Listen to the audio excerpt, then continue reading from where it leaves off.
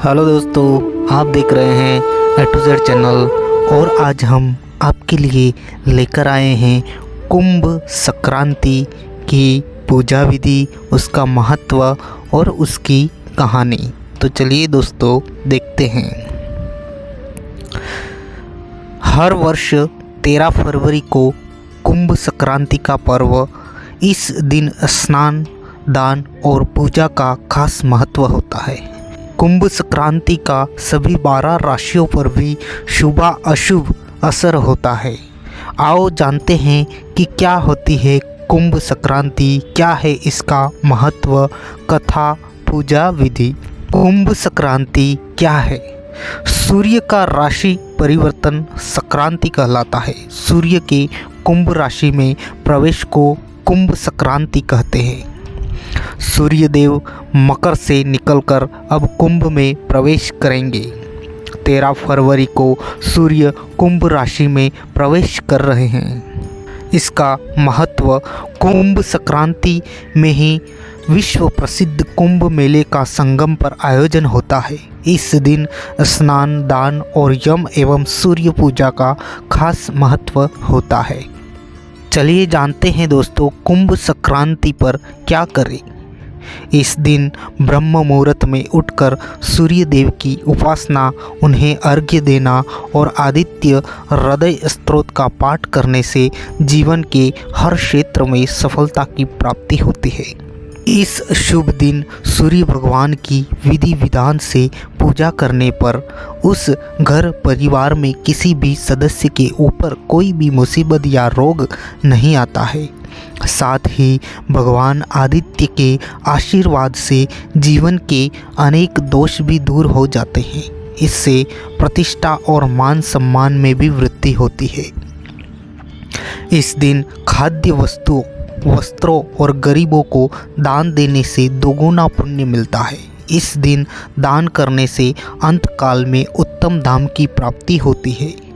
इस उपाय से जीवन के अनेक दोष भी समाप्त हो जाते हैं। मान्यता है कि इस दिन गंगा नदी में स्नान करने से मोक्ष की प्राप्ति होती है। इस दिन सुख समृद्धि पाने के लिए माँ गंगा का ध्यान करें। अगर आप कुंभ संक्रांति के अवसर पर गंगा नदी में स्नान नहीं कर सकते हैं तो आप यमुना, गोदावरी या अन्य किसी भी पवित्र नदी में स्नान कर पुण्य की प्राप्ति कर सकते हैं। अगर इस शुभ दिन पर सूर्य देव के बीज मंत्र का जाप किया जाए तो मनुष्य को अपने दुखों से छुटकारा शीघ्र मिल जाता है। चलिए दोस्तों, अब सुनते हैं कुंभ संक्रांति की कथा। प्राचीन काल में देवताओं और असुरों ने मिलकर समुद्र मंथन किया। समुद्र से 14 रत्न उत्पन्न हुए और अंत में अमृत भरा घड़ा निकला। अमृत बंटवारे को लेकर देवता और असुरों में संघर्ष हुआ। इस संघर्ष में 4 जगहों पर अमृत की बूंदें गिरी थी: प्रयाग, इलाहाबाद, हरिद्वार, उज्जैन और नासिक। जब सूर्य कुंभ राशि में गोचर करता है तब हरिद्वार में कुंभ मेले का आयोजन होता है। यहाँ पर स्नान, दान और पूजा का खास महत्व होता है। प्राचीन काल में हरिद्वार नाम का एक धार्मिक और दयालु स्वभाव का ब्राह्मण था। उसकी पत्नी का नाम गुणवती था। वह भी पति की तरह धर्मपरायण थी। गुणवती ने सभी देवी देवताओं का व्रत रखा और पूजा की, परंतु धर्मराज की कभी पूजा नहीं की और न ही उनके नाम से कोई व्रत, दान, पुण्य किया। मृत्यु के बाद जब चित्रगुप्त अपने पापों का लेखा जोखा पढ़ रहे थे तब उन्होंने गुणवती को अनजाने में हुई अपनी इस गलती के बारे में बताया कि तुमने कभी धर्मराज के नाम से न व्रत रखा और न ही दान पुण्य किया और न ही पूजा पाठ किया। यह बात सुनकर गुणवती ने कहा, हे देव, यह भूल मुझसे अनजाने में हुई है, ऐसे में इसे सुधारने का कोई उपाय बताइए। तब धर्मराज ने कहा कि जब सूर्य देवता उत्तरायण होते हैं अर्थात मकर संक्रांति के दिन से मेरी पूजा प्रारंभ करके पूरे वर्ष भर मेरी कथा सुननी और पूजा करनी चाहिए। पूजा के बाद यथाशक्ति यथाशक्ति दान करना चाहिए। इसके बाद साल भर के बाद उद्यापन करने से ऐसे व्यक्ति के जीवन में सभी तरह की सुख समृद्धि अवश्य प्राप्त होती है।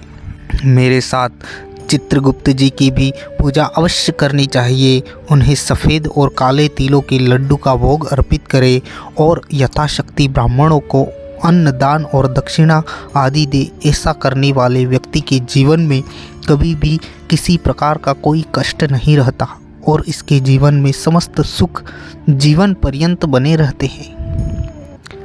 तो दोस्तों, यह थी कुंभ संक्रांति की जानकारी। अगर आपको यह वीडियो पसंद आया हो तो वीडियो को शेयर कर दीजिए, चैनल को सब्सक्राइब कर लीजिए ताकि आगे आने वाले वीडियो आप तक सबसे पहले पहुंच जाए। थैंक यू, धन्यवाद।